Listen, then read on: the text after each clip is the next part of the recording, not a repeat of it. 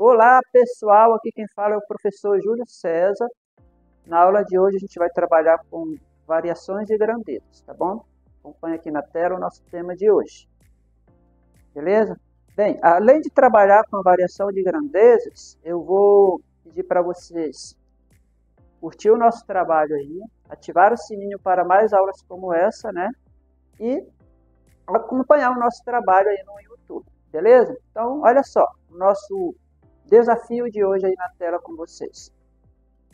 Identificar a natureza da variação, certo?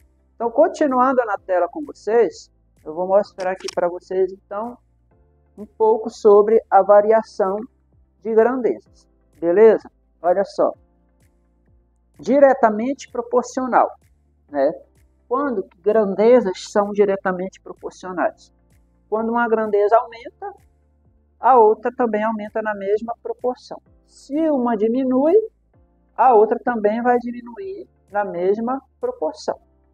Um exemplo bem prático aí na tela com vocês, olha, o número de pães e o preço a pagar, certo? Essas duas grandezas, olha só o que acontece.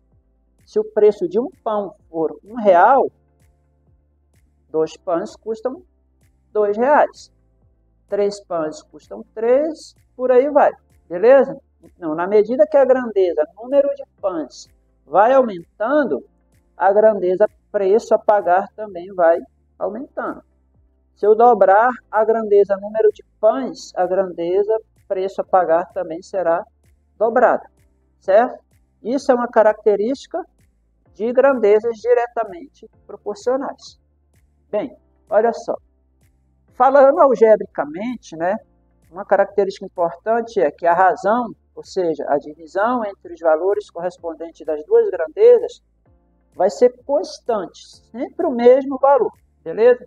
Então, se eu tiver uma grandeza y e dividir pela grandeza x, você sempre vai ter o mesmo valor que estou representando aqui pela letra K, beleza?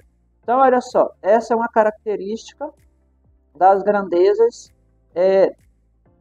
diretamente proporcionais, beleza?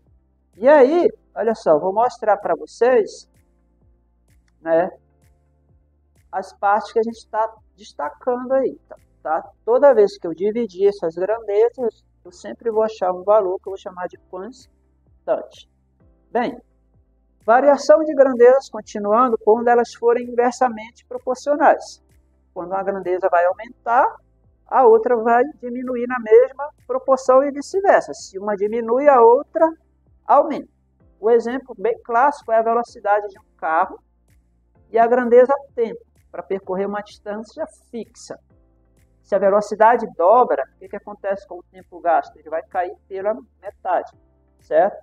Se eu aumentar a minha velocidade, certo? Eu vou gastar menos tempo para percorrer uma distância fixa. Uma característica, então, das grandezas inversamente proporcionais é que, quando eu multiplicar essas grandezas, eu sempre vou obter também uma constante, certo? O produto entre os valores correspondentes das duas grandezas é sempre uma constante, beleza? Bem, continuando, olha só, variação de grandezas não proporcionais. Pode acontecer, né? Quando não há uma relação de proporcionalidade direta ou inversa clara entre essas grandezas. Um exemplo bem clássico aqui, a idade de uma pessoa e a sua altura. As duas grandezas não têm proporcionalidade entre elas. O aumento da idade de uma pessoa não implica em um aumento proporcional da altura, beleza? Bem, olha um exemplo bem legal aí para a gente estar resolvendo. A Maria foi à lanchonete comprar sucos. Aí ela observou a seguinte tabela de preços. Na primeira coluna a gente tem a grandeza quantidade de sucos, representado por X, e na segunda coluna, preço a pagar, representado por Y. Beleza? Então eu tenho um suco, R$6, 2 sucos, R$12. Quando eu dobro a quantidade de suco, eu dobro o preço a pagar. Beleza? Bem, a relação entre a quantidade de sucos e o preço a pagar é diretamente proporcional, inversamente proporcional ou não são proporcionais essas grandezas? Vamos justificar essa resposta matematicamente, beleza? Então, ó, duas grandezas, a quantidade de suco e o preço a pagar. Elas são o quê? Diretamente proporcionais, porque a razão entre a grandeza y, o preço a pagar, e a grandeza, quantidade de sucos, x, é sempre uma constante igual a quanto? A 6, certo? Qualquer valor que você pegar na segunda coluna e dividir pelo valor correspondente na primeira, essa divisão vai ser constante, vai sempre dar o quê? Igual a 6. Tranquilo? Olha só. 2. Escreva a sentença algébrica, ou seja, uma fórmula que relaciona o preço total y com a quantidade de sucos x. E 3. Qual seria o preço para 8 sucos e quantos sucos Maria poderia comprar com R$42? Tranquilo? Nós já vimos que essas grandezas são diretamente proporcionais, certo? Então, eu tenho aqui que a sentença é o quê? Y é igual a 6 vezes x. Na medida que o x vale 1, y vale 6. Se o x vale 2, o y vale 12. Só acompanhar isso aí na nossa tabela, beleza? Ou se eu dividir a grandeza y por x, eu vou obter sempre a constante 6. Bem, qual seria o preço para 8 sucos?